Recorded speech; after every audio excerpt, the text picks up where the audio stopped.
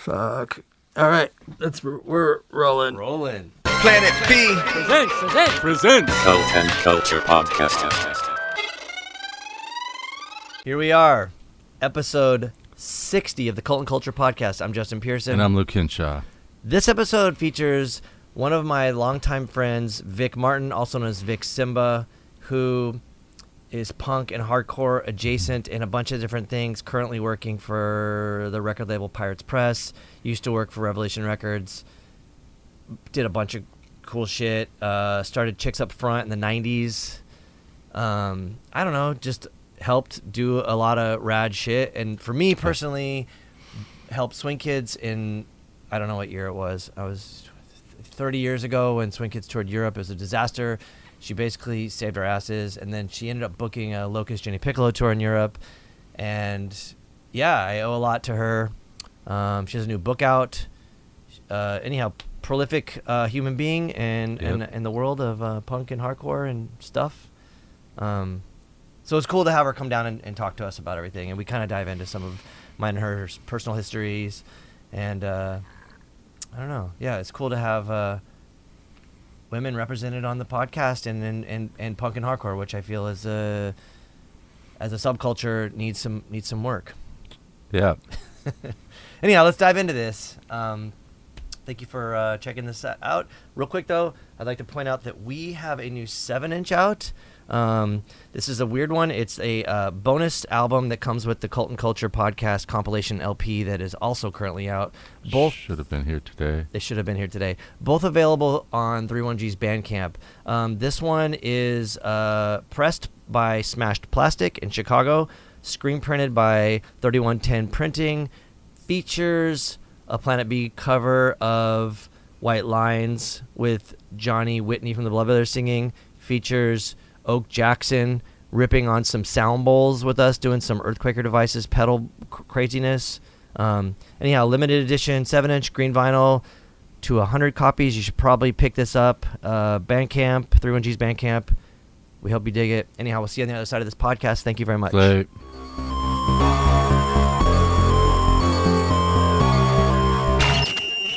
My name is Vic Martin, otherwise known as Vique Simba. I own Simba Records and Zine. I am the label manager at Pirates Press Records. And prior to that, I was the label manager at Revelation Records for 20 years. The Revelation manager in Europe or in general? Revelation manager in Huntington Beach for 20 years. Prior to that, I ran Revelation Europe. For 2 years. Okay. Sorry for the clarification. Because that's how we kind of met. Yeah. So I can't even really, I can't remember how we met. It was like on the Swing Kids tour and you saved our asses. And so that's great. But we met at a show, I'm assuming. And then this is before cell phones. The Swing Kids went on tour and it was a fucking disaster. Mm-hmm. And somehow you had like just driven from England to mainland Europe. And you're like, I'll just drive you guys and get you to the rest of your shows because we were fucked. Yeah. So I met you at the Swing Kids show in Manchester. And then I went with you to the Swing Kids show in Glasgow, and then Swing Kids played in Bradford, and then you left to go back to mainland Europe. I went home to Manchester at the time, and I got a call that Swing Kids had left that Jose had left his cymbals at the 1 in 12 club. So I drove an hour and 20 minutes, picked them up, took them home again, and then I left. I was leaving for Ypres Fest a few days later, but you needed your cymbals, so I drove to Cologne instead. 10-hour drive. It's all coming together. And I walked into the venue just as the band before you finished. Wow. Okay. Yeah. And we did have like, it felt like forever, but it was probably like a week off of like we didn't want a week off. Like the person just lied and was like, go there and there'll be shows, and there wasn't, so we were just stuck. So you had 3 more shows and Ypres Fest, and I put all of you in the car, and I remember you had like Eric's head on your lap across the back seat. We flew the whole time. We flew to us. Somehow Eric fucking carried a JCM 800 on the plane with him, which is like, damn. It was insane. That's a whole other story, but that was funny too because you can't do that now, obviously. But I remember him. He's like, I don't trust, I don't, whatever. He's like, I'm bringing my JCM 800, because that was like the holy grail of guitar heads for him. So I remember walking on and the guy was like, "Wait a minute, what are you guys doing?" And Jose just interjected, started talking to the guy in Spanish. The guy didn't understand Spanish and just kind of like nudged Eric to go on. And when Eric was putting it up above the seat, it broke the. No shit. I have no idea how we even got home, but we did it. And that was crazy. And I want to say thanks to you because also you and Marco Weitzel from Avocado, like you two saved our asses. And because he booked a couple extra shows. And Yeah. stuff. And those are the shows that I was driving you between. And then we stayed with that kid Yuri in Belgium. You know all this shit. Where you guys slept in his parents' were on vacation and they had like a king size waterbed and there were like 5 people in there. Yeah. It was a wild weekend. It was, yeah. And, I think all of our standards were very low. And so we were fine with doing whatever. And we were just excited to play shows. Yeah. But I do remember like this strange couple of things happened where like when Swing Kids played Eper, I think you were there like because you were friends with Refused and maybe like because this feels so shitty to say, but I feel like Europe was always a little bit behind a lot of American bands at the time, like pre-internet. So like everyone was still into like Judge or like whatever, like Strife, and we were already like on this Dread like Jehu trip, and people were just like, "Fuck these guys, they look weird and they play weird music," and it was just really combative with like this. I hate the word scene, but with the scene with hardcore. And it was so funny because you were just like, "No, you guys are great." And you like kind of took us under your wing. And it was like, because it was a bit of hostility towards us. Yeah. I mean, I think that there was definitely a thing in mainland Europe for more predictable hardcore to be to be preferred. Whereas England was a little more eclectic because a band like Fabric, I'd gone with them over to Ypres Festival the year before, and people are just weird in Europe, and they like stand and watch, and then after a while they like look at everybody else, and they're like, "Is this cool? Yeah, this is cool now. Okay, this is cool now." Yeah, and then they get into it, and then when that band leaves, everyone's like, "That band was so cool." Yeah, and then when they go back, with a different band, like when you went back with Locust, it's a little baby steps. But it was also change is hard. Change is like weird, and if you only experiencing the change in the progression of seeing different art and music in person, because the availability of the records was expensive, and the distribution network was so, impossible to get records in some places, really easy in other places. Like if you were in Sweden, there wasn't a punk record store. Yeah. So you were just buying records either from Germany or from America. And with no internet, you didn't get exposed to a lot of different things. So when that Swing Kids shows happened, were you already working for Rev in Europe or in England? Yes. Yeah. I just started that summer running Revelation Europe. And then I moved to Leeds a couple of months later, and that's when I really started running the distro. So, because I remember like we obviously got along great, and I think I'm assuming that you came from like the world of like Unbroken more than like the world of, let's say, the Locust. You were kind of like you were into cool shit, but like we were all into like weird stuff, and that kind of came a little bit more apparent. But I remember like kind of or at least Swing Kids like really connected with you because for one, we felt like, oh, you're a feminist and you have like this mindset that because we were all coming from like the start of like Riot Girl movement and stuff. So we were like, yeah, this shit's cool. And we get over to Europe and it's kind of like a few years back and we're just like, oh, this is all like Earth Crisis-y or whatever. And so we were like connecting with you on that side of things, which was really really good, obviously great to see and be part of. But it was I think we kind of like took you by surprise when you were like, yeah, I'll book the Locust and Jenny Piccolo. And so then we show up and it was just like not like people couldn't fucking wrap their heads around us. And then I think you were probably just like, yeah, these guys' music sucks. Yeah. It was... I come from, I wouldn't say from like what did you say? Unbroken and like kind of like Mhm. more like hardcore, but like Discord even. yeah, more like Discord and post-hardcore and bands like Grey House and Policy of Three and like like. So I think swing that like Emo before emo was a yeah, tool. like so I think Swing Kids fits in the like it's the lyrics are important. The music just tears your inside up, Okay. but there's still melody Yeah. and it's incredibly engaging.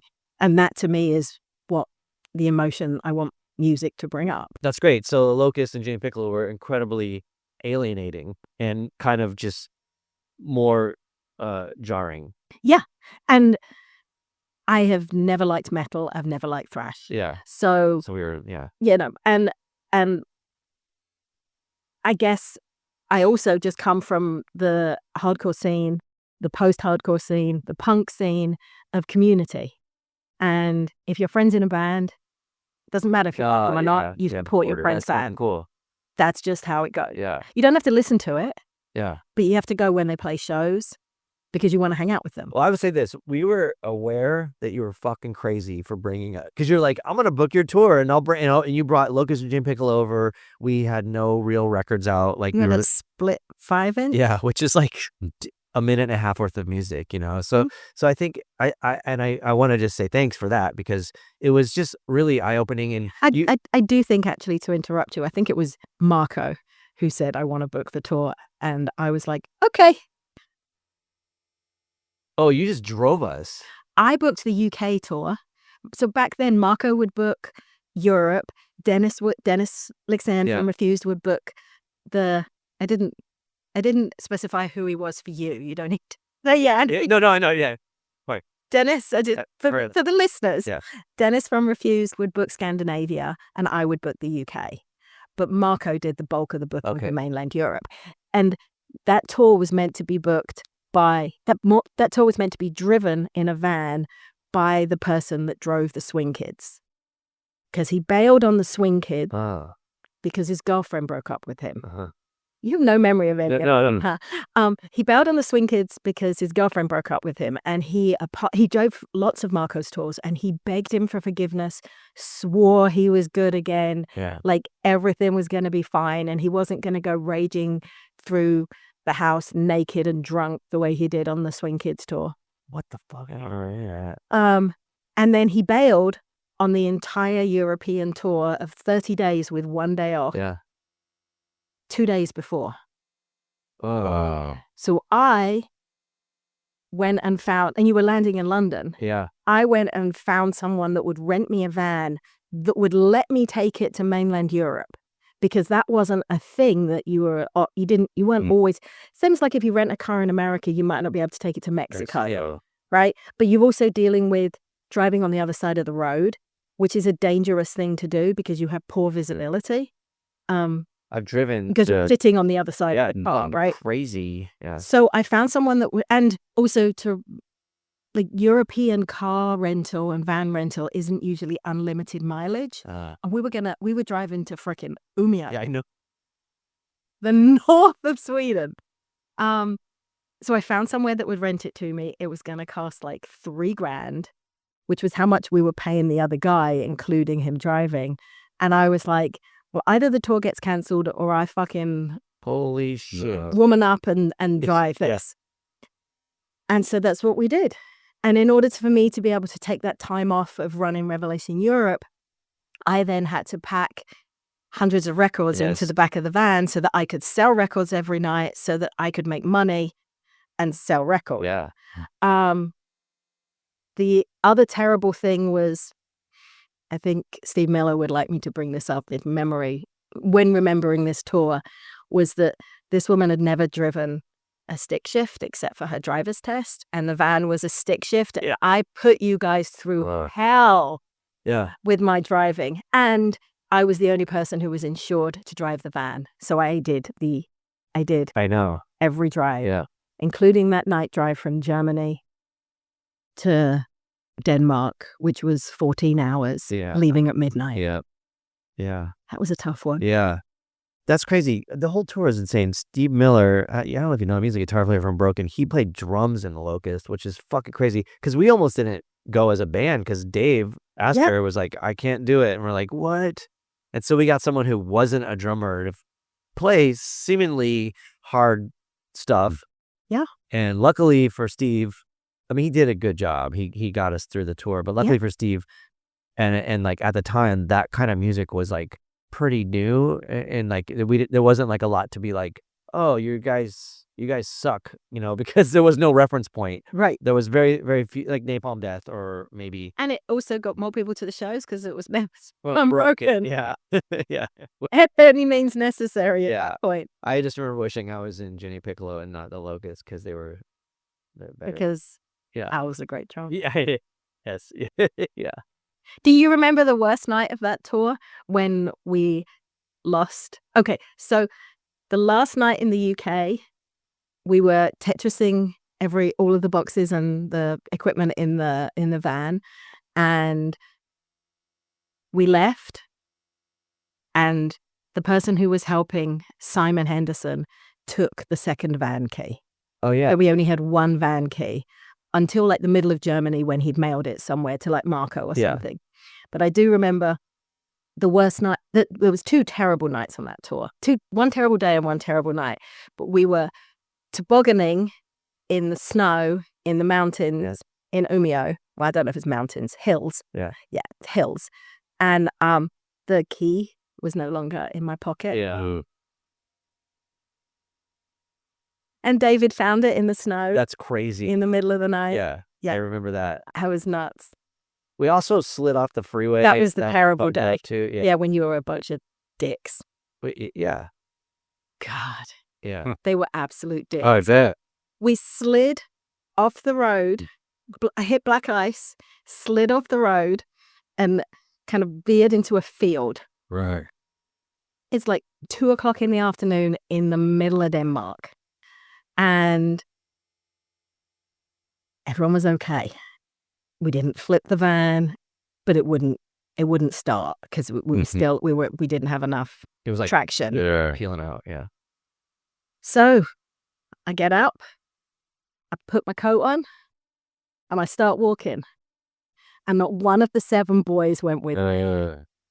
They just let me go on my own. Well, to my defense, at least, after you left, we were trying to figure out what we could use in the van to get the wheel traction to move. Because I was like, there's no... again, to my defense, fuck everybody else or whatever, but I will say, like, where are we? And, like, I can't even speak the language. I can't read shit. I need to figure out how to get these tires to move. So... I think we got the tires. No, you didn't. I walked, hitchhiked, went to the nearest town, rang the equivalent of AAA. Mechanic, yeah. They came and towed us out, and then we went on our way. Towed us out. I just remember, like, we had fucking crazy pieces of wood. We used like someone's records to judge the tires to not all of your nerd. But we needed a tow truck. Yeah. Fuck, that was terrifying. But you did take a risk and everything, but and so did Marco and everybody that was like part of that tour. I think that was like crazy because we were like an alien every night to everybody. Yeah, people just stood there with their mouths open. They were like, we don't know what this is. And they looked around at everybody and they're like, nobody knows who this is, but they look cool. I don't know. They look cool. The guy from Doom was making fun of the way we looked before we even played. I remember that. I was just like, man, you're a dick. But I think in mainland Europe, they were mostly impressed with how you looked cool. And in England, everybody looked cool in England already. So right. There's that. Yeah. So they were just like, what are they doing? Yeah. Because when you say Europe was a few years behind mainland Europe, Europe, England was kind of in the middle. I mean, this was even before the Euro, so there, everything there was definitely like more cultural separation between countries. Yeah. Well, our minds were blown when we went to Sweden because it's just crazy to go that far north, and then we played up there. It was so eye opening playing with those with everybody up there. It was Yeah. because they were like Biohazard. We're like, oh shit, Mad Bull. you guys are gonna fucking hate us, and they didn't, God. which was weird. Yeah, because Dennis said you were cool. Yeah, I guess. Thanks. You got the stamp of approval for Dennis, and that meant a lot in that small scene. Yeah. So at the time, it was, I think, one of the things that's I don't know, like, I don't want to say like impressive. That sounds like a little bit demeaning, but the one thing that really was like so impactful, I guess, would be your stance as a woman and your feminist like ideals, because you were in the boys club or the men's room or whatever, and I just remember that like being a thing that was very informative for me to in the trajectory that I was about to go on, because after that we like the Locust always had like women that were like our tour managers or our sound engineers or people, like I would always work with people that were that had that I don't know what the right word is, that were like part of being oppressed in basic civilized countries or places on the planet. So that was something that I feel like was very informative, and especially in whatever year that was, 96 or whatever. Yeah, it was 96. You were up against a lot of shit. Yeah. Even and don't know if it's a Rev, but like even Rev, like that, it was always like Gorilla Biscuits and like straight edge dudes. Absolutely. I mean, the punk scene has come a long freaking way. Yeah. In the years I've been involved, but it's still a boys' club. I still get I got misgendered in an email last month. I was furious. Really? Yeah. It's just like, it doesn't happen to me very often because most people know who I am, but a booking agent misgendered me. And I'm like, really?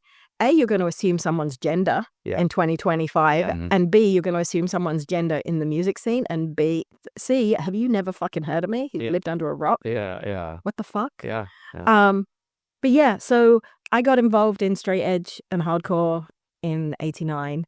And I got really involved with zine culture, and it was around the same time as Riot Girl was exploding, and I was part of this group of women that started in America called the Chicks Up Front, and we did a lot of stuff where we just would go up front at shows, and if people were back then there was the ideology of like, well, if you don't like what it's like up here, you should go to the back. And we're like, fuck you, you don't own this. Yeah. If I don't like how it is up here, I'm going to fucking change it. Yeah. Can we talk a little bit about Chicks Up Front for a second? Yeah. Because did it coincide with the Riot Girl movement, or was it before or after? And then it was around the same time. But it was like basically it started in 91. Okay. But it was like more hardcore centered, where like Riot Girl was kind of like, I don't like punk.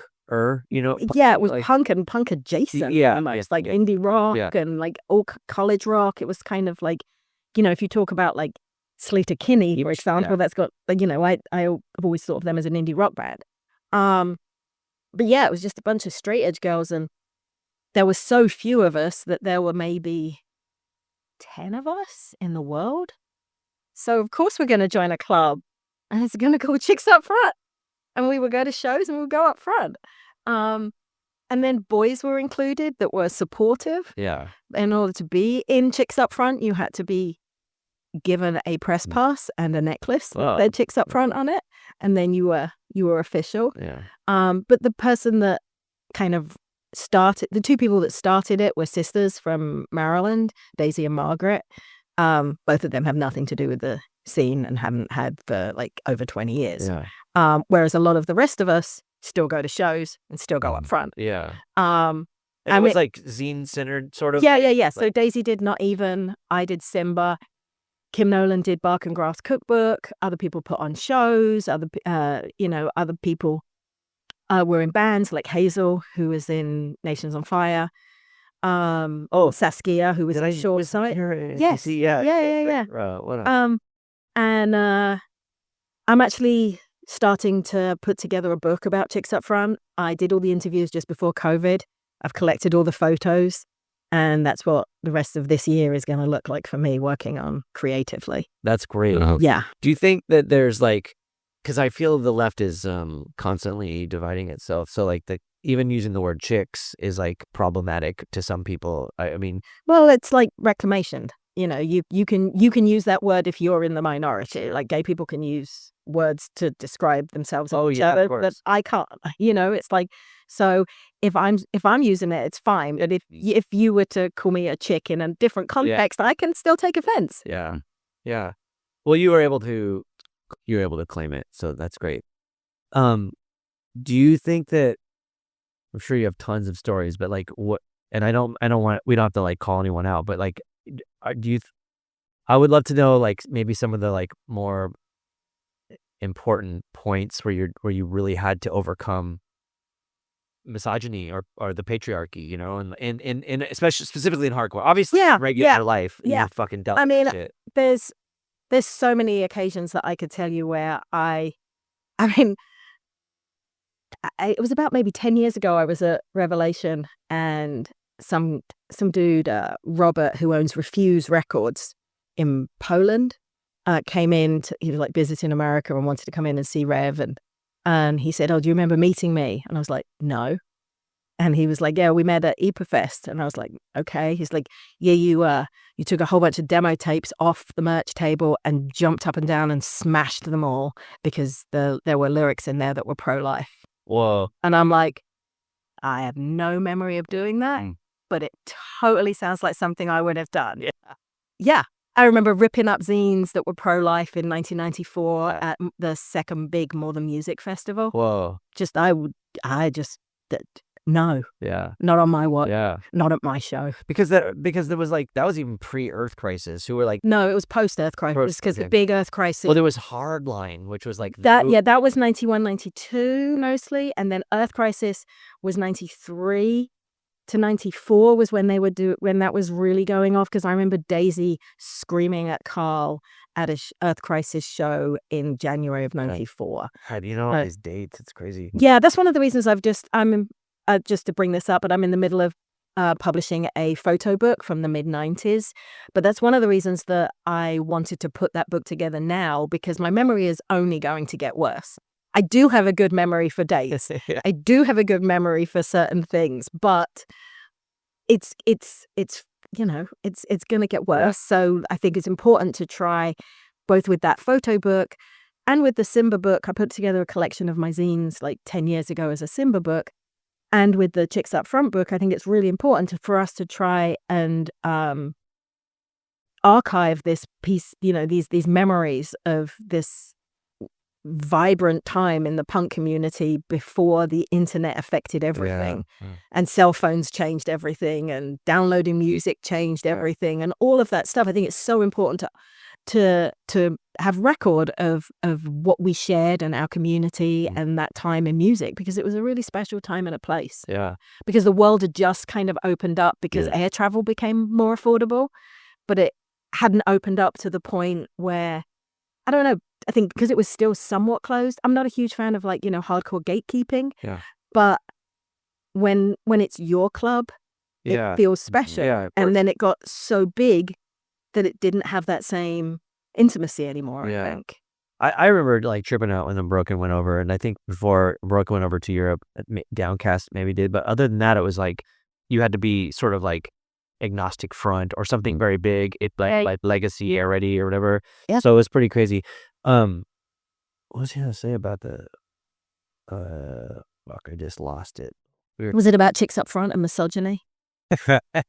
Well, yeah, because it was interesting how like acceptable a lot of that stuff was, like, because in San Diego we were coming out of the early 90s with like a lot of neo-Nazis, and they would show up at shows, and it wasn't like now if someone shows up and they're an obvious neo-Nazi, they're just gonna get their ass handed to them. But back then it was just kind of like, fuck man, these guys are here or whatever. And it was kind of the same thing with like a lot of the like vegan straight edge stuff, where it was like where it was like hardline. So the hardline was like straight edge, so vegan and so straight edge that they were like homophobic and anti-choice, and you're like, because they were so into this like natural order of things, and you're like, you guys are fucking so lame. Yeah. Which was almost like Christian fundamentalists, you know. Yeah, and then you had the Hare Krishna getting all involved in hardcore as well, Yeah. with their gender roles and such like. I mean, I'm glad you bring that up too, because I remember like people were kind of just like, "Oh, Shelter's cool because it's the guy from Youth of Today," for me, I was always like on like the Morningans tip where they were like fully against Krishna, and I was like, "Whoa, okay, finally," because I also grew up like with everyone thinking like Bad Brains were cool, and I'm like, they like beat up or they robbed Big Boys for being gay, and like everyone kind of gave them the pass because they were like an all black hardcore band, and I think that like those are things that maybe we don't need to like shun whoever, but like we should acknowledge that like you shouldn't be oppressive in this thing that's trying to like bring up, you know, Can't be elevate selective about the crusades that you're trying to fight for. You've that's but like, also like you destroying a bunch of tapes that have like anti-choice stuff on it, like I feel like if I did it they would just kick my ass. And so you know, obviously you were again dealing with like the patriarchy, but maybe your gender was able to accomplish that.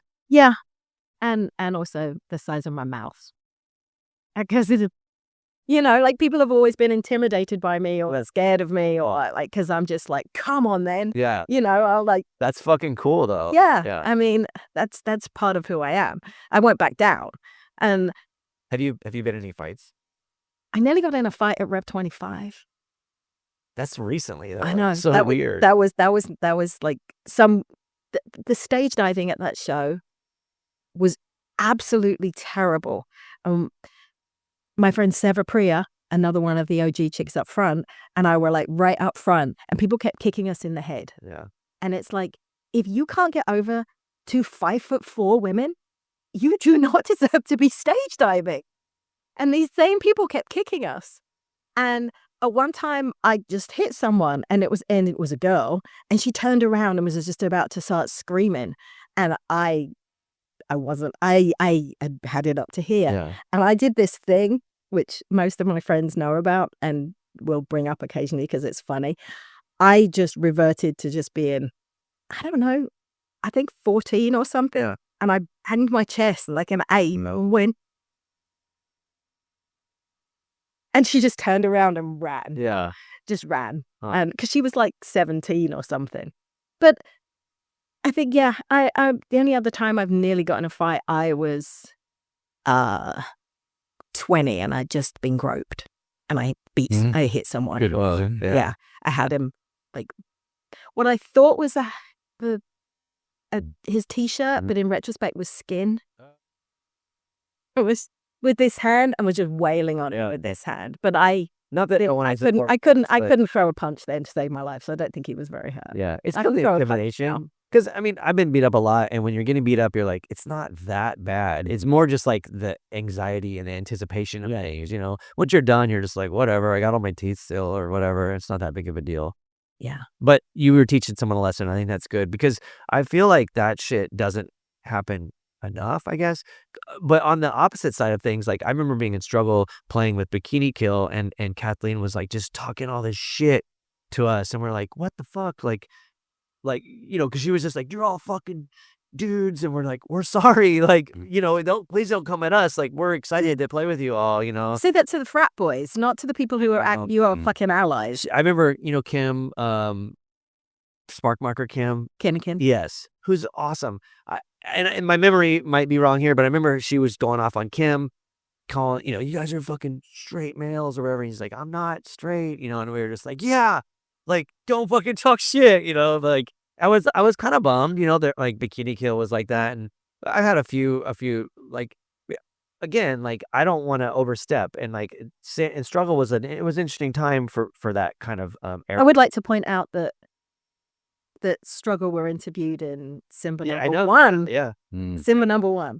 Which I don't know how that happened. Maybe you just wrote. I just wrote. Yeah. Yeah. But I remember like Tribe 8 also, they wouldn't let us play the show with them because we didn't have any women in our band. And we're like, man, we want to play with Tribe 8. But all right, I guess we'll have the night off, you know. And like,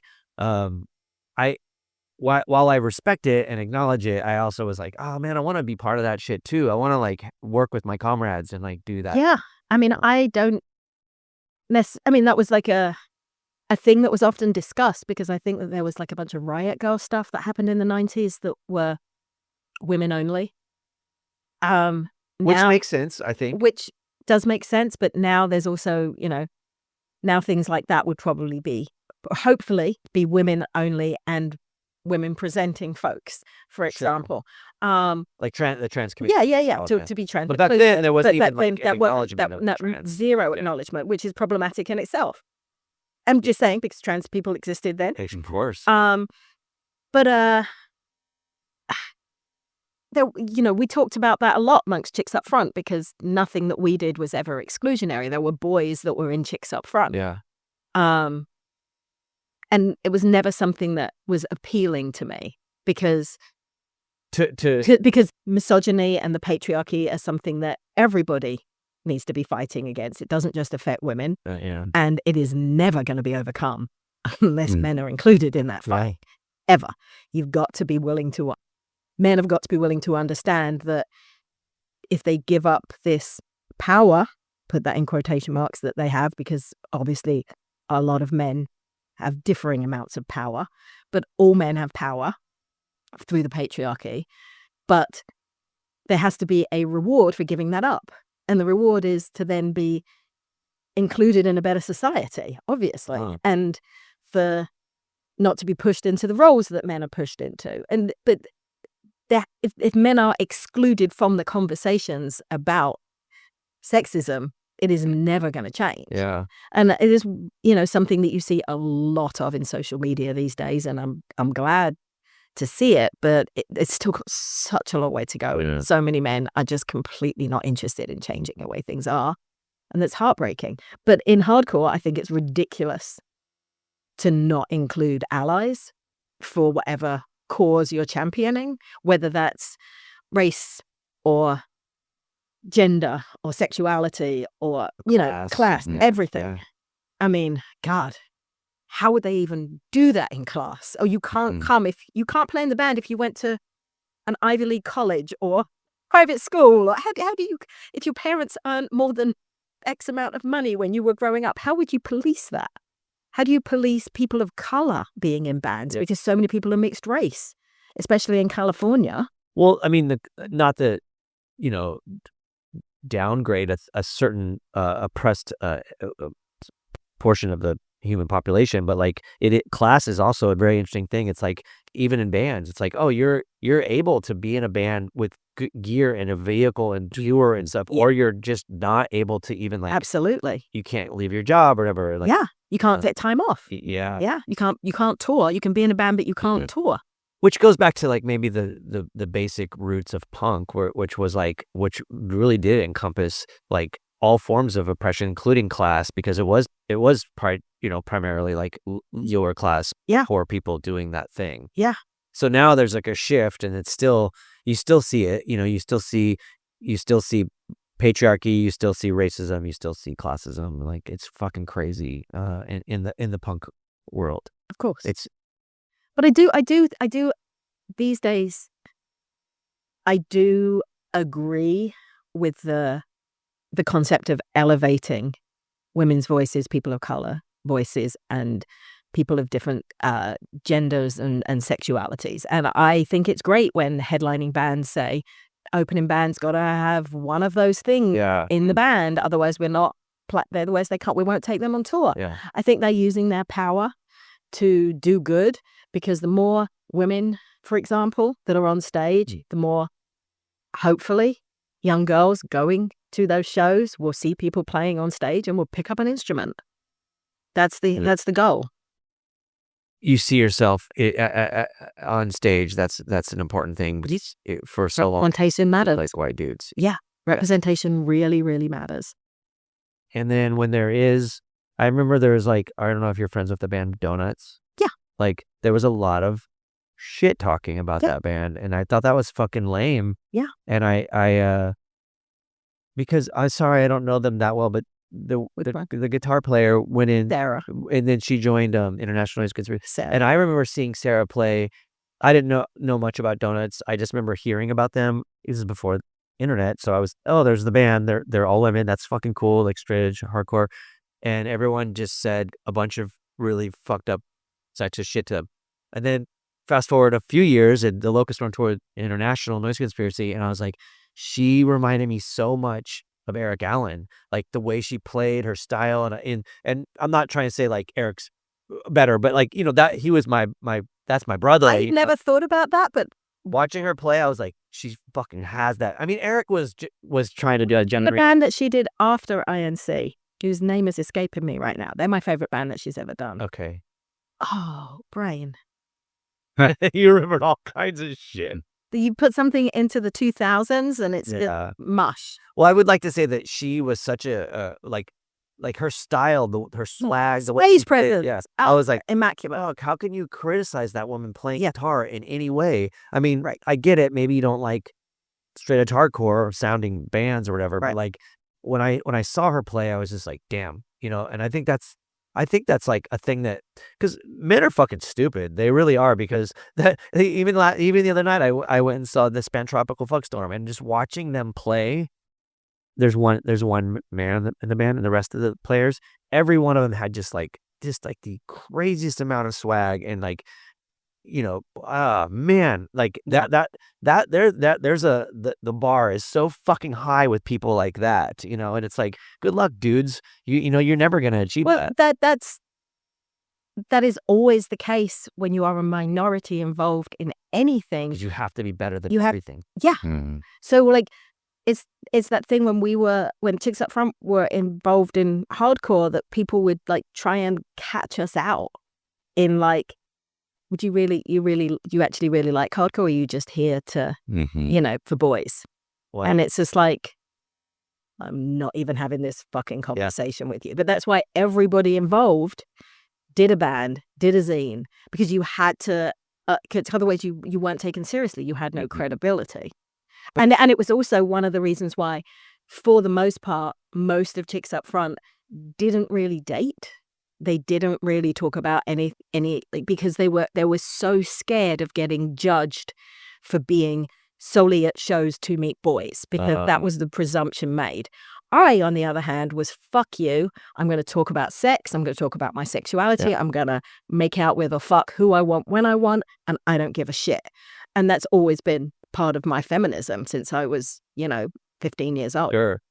For me, that you were the first person that was like very vocal about that. That like I knew like some of my friends in San Diego that, but like coming up like in punk and communicating with people very far away that I'd never met, and I was like, holy shit, this person's zine is like really, really righteous, you know. And I thought it was good for, I don't know who it was reaching, for whoever it was reaching. I was like, this is fucking incredible, because I knew very well that like all the other dudes were just lame, you know, like criticizing Chicks Up Front, saying like, why are you here? Yeah. And it's also like another thing too is like Chicks Up Front could be there for hardcore and for dudes. Like it doesn't Absolutely. matter. Like, you know, I would like to date people that share the same interests as me, yeah, and that's probably going or to like show. not even date. You should be able to do whatever the fuck. you want. Bang. Yeah, absolutely. I do have a very strong Swing Kids memory that I don't know if you remember. But we were driving from the venue to Yuri's house, wherever he lived in Belgium. And looking back on it, I was 25. I was born in 71. What year were you? 75. Okay, so you were all I was with you on my 21st birthday, so I was Yeah. 20. okay, so you were all babies, Yeah. kind of, and I'm like 25. And apparently I said this, which I don't remember, but apparently Eric Allen went home and told Steve Miller, and it was the first thing Steve ever heard about me. And he was like, they thought it was amazing. We were talking about sex, and I said, I've never met a man who doesn't like a finger up his ass while he's having his dick sucked. I think it just blew everybody's mind of how, I know that affected him because I heard it, from someone. Yeah. I knew that. yeah. It was just like, I'm just sharing information that I have acquired in my 25 years on this planet. This is a piece of information for you. Yeah. Do with it what you will. If you haven't tried it, maybe you'd like to, Yeah. because people like it. Yeah. No other reason other than that. But like, that was the kind of conversations that was the level of openness that I had with my friends. Yeah. And looking back on it, that was revolutionary. People didn't talk about that. Yeah, especially then. People rarely talk about that stuff now. Yeah. It's really sad. But also, too, like, it's interesting because I think about when you have this sort of like moral high ground, and even in hardcore, like we were like dealing with the fallout of like abolition, kind of like, which is like gatekeeping sort of hardcore. And that was the thing too, is like, I don't think anything in the realm of abolition, and no offense to anybody, I love Downcast, I think Ken McClard's great, all that I have shit. a good Kent McCloud story for you. But you know, you would never be like, well, I guess they put out the Give Me Back comp, but it still wouldn't be like every dude wants a finger up their butt while they're getting, the dicks. Like it was, you had like and I mean this in a great way, but you had like a realness, but like a crudeness to it. And I was like, this is what needs to happen with like feminism. Like it shouldn't be so conservative or like whatever. Right. Yeah. Change comes from big voices talking about things loudly. Yeah. In my opinion. Yeah. Doesn't come from subtle. Yeah. Or even this is a good example. Sorry to cut you off. No. But this is a good example of misogyny for you, going back to your Chicks Up Front story. Dayton, Ohio, summer of '94, the second More Than Music Festival. So the first More Than Music Festival was where all the chicks up front, where I met all the chicks up front for the first time. We all stayed at this kid Mark Kramer's house. He drove us in his parents' minivan back and forth to the show, and it was brilliant. The next year, only Kim could come, so it was me and Kim, and the Lisa and Kent and a few other people from Abolition stayed there. So it was like this different crew, and I had never met them. And they put out the first issue of Heart Attack Fanzine, which I ended up becoming a columnist for. But we're in the van, like driving back to Mark's house on the last night, and Kent McCloud is talking about the Downcast tour in Europe. And he was talking about like we were like trying to figure out if we had mutual friends. And he was like, oh yeah, and that guy, Tony Leathers, is really funny. And I was just like, no, he's not. He's a cunt. And he was like, what do you mean? And I was like, well, 6 months ago or a year ago, I was standing talking to a friend, talking about how excited I was because I just got my BSc, which is what we call a Bachelor's of Science. Okay. We just abbreviated to BSc in the UK. So it's like I was talking to a friend and I was saying how stoked I was. I just got my BSc. And Tony Leathers walks up and says, what's that stands for? What's that stand for? Bitch sucks cock? I mean, he was just a fucking meathead. And I turned around to him and went, fuck you, and walked off. Well, who is the guy though? Like what? Just some random dude who used to go to shows. Oh, but Kent knew him. But I Kent thought knew maybe him. he was No. part of a. Kent knew him. Yeah. And he was like, so I recounted this story to Kent because he's telling me how funny Tony Leathers is. And I recount this story to Kent. Uh-huh. And Kent goes, oh, no, but he's really funny. Oh, man. And and by then everyone else in the van had like, the volume had just gone down and down. And at this point, everyone's like listening to me and Kent. And I turned around and went, if you say so, I don't find the oppression of women funny. Yeah. And the whole van went silent. What the fuck is Because no one would have, because people like Kent who were, and still are, have status in the scene. Yeah. People rarely get called out on their shit. And nobody spoke for the next 10 minutes. Yeah. I got up the next day. They'd gone. Wow. And I got home 2 weeks later, and there was a really lovely letter of apology. Whoa. And we've been friends ever since. From Kent. Yes. Yeah. Kent was fantastic. Yeah. But it's like, But maybe the it's just, misogyny is so internalized and it's so deep that when another man acts like a sexist motherfucking prick, other men neither call them out on it or even recognize it when a woman calls them out on it. Yeah. And it's so deeply ingrained in our culture. And that is no different within the hardcore scene or the post-hardcore scene or the punk scene. Yeah. It is like a sort of subculture of we have all the same stuff that everything else does, right? Mainstream. We stuff. try and deal with it a little better. Yeah. But you've got it's constant vigilance and constant hard work. Tony Leathers, is it Leathers? Yeah. Like that's why I thought he's gotta be in a band. No. Like that's not No. that's like a fucking crazy name. Good night. But so he No. just came up and just said it and then Just laughed. and that was it. And Yeah. then because He I was feel a like huge dude. He was a huge dude that used to like rule the pits in the north of England, and no one ever fucked with him. yeah. Those kind of. Okay. those kind of dudes. For- But I wasn't scared of him. Yeah. But what's he gonna do to me? But I wish you like kicked him in the dick or something, you know? Like yeah. you would have needed that, you know, like Oh, that would have been good. that need like, Yeah. because and again, In hindsight, I wish I kicked a lot of people in the dick. A lot of people, including some of those people on that Locust tour. ooh, no, none of those guys. None of the Locust. Okay, shit. Well, I'm glad that we got the pass. It was, Yeah, you it was- absolutely get a yeah. pass. I think that the stuff that you have accomplished and the sort of ripple effect of what you have done is so important and relevant in the weird subgenre of a subgenre of hardcore that we all kind of fit in, you know? Yeah. And I think it's cool. And I'm sure you know this, but I would like to say that like the things that you have accomplished have resonated to a lot of people, and I think it's fucking rad. And you took a huge gamble on driving us on tour because we're all just like strange. I remember in the van, we're just like, dude, we cannot listen to another Revelation band, or like you'd fit on like Into Another, and I'm like, fuck this. Can we please listen to Naked City or something, you know? And it was, Yeah.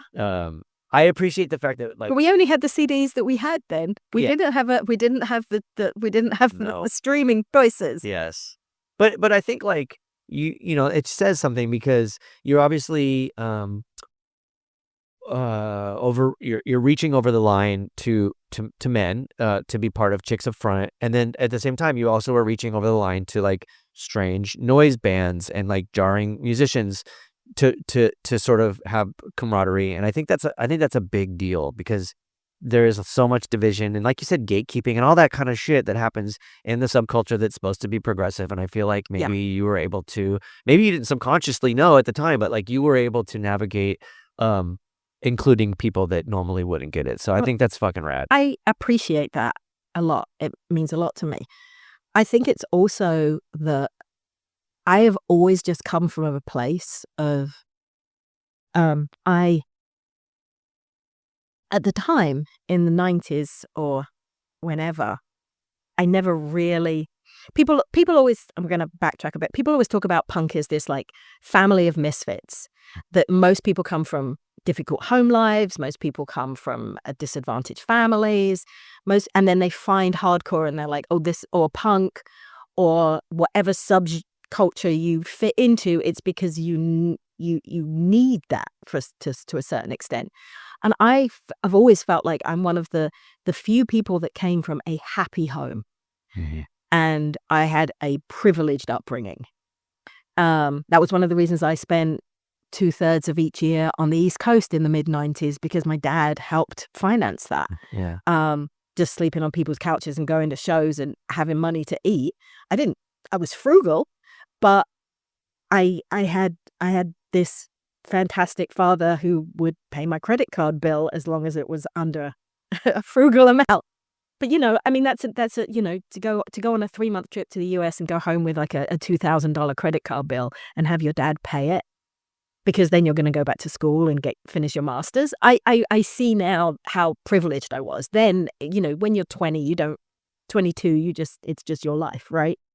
But because I came from this home where I was supported and validated and listened to, I have always had this confidence and belief that if I like it, that's enough.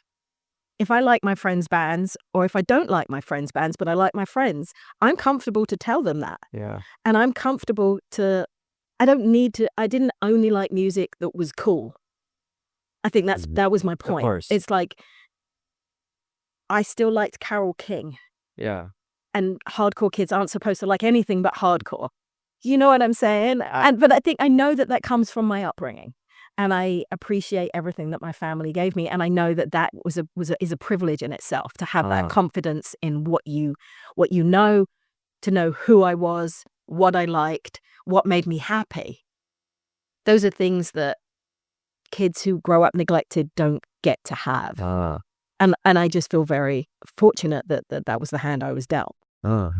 That's interesting I mean, I appreciate you even bringing that up because it was a thing for like Swing Kids noticed it because we were just so broke and we're like, who is this girl that's just like willing to drive us?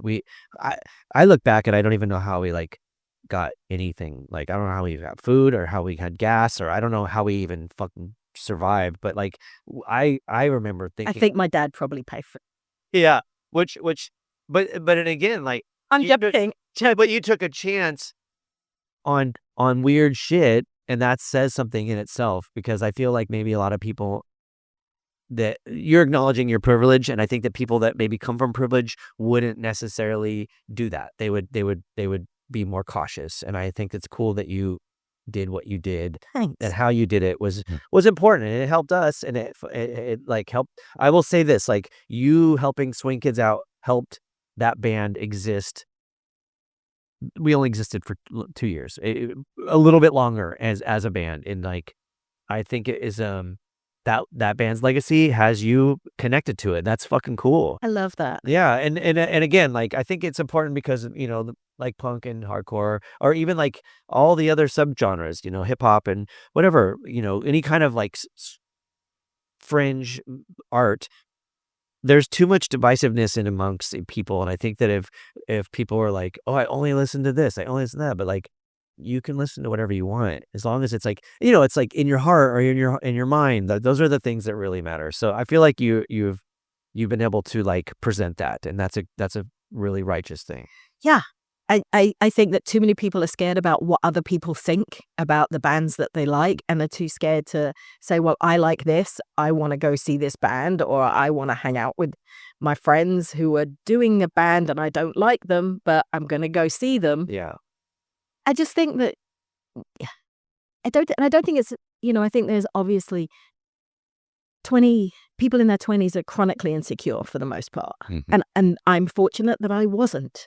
And I think that comes from having that privileged upbringing in terms of emotional security, not in terms of money, because money doesn't buy security. That makes sense. Yeah, of course. I know people that come from wealth, they are very insecure. Yeah. Yeah.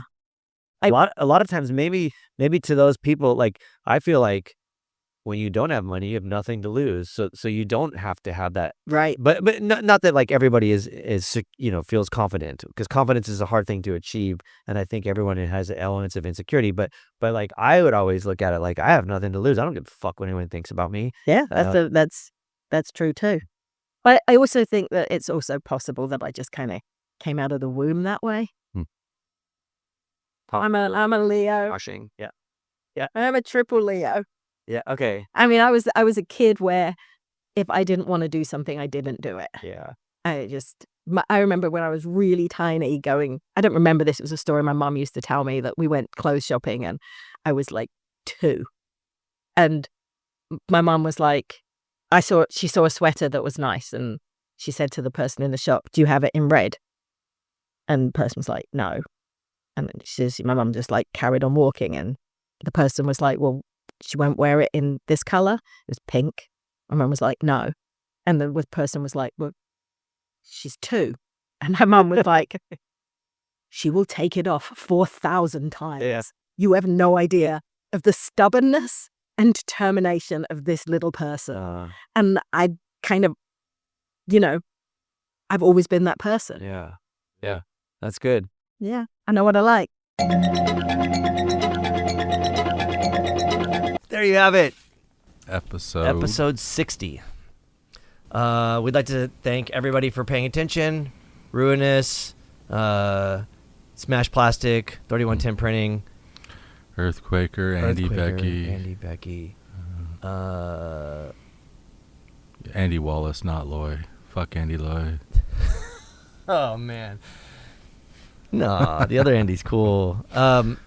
Anyhow, episode 60, we're psyched that we got Vic on this. We appreciate her time. We appreciate you all for checking this out. And yeah, I don't know. Thank you very much. We hope to see you on the next episode. Yep. Late.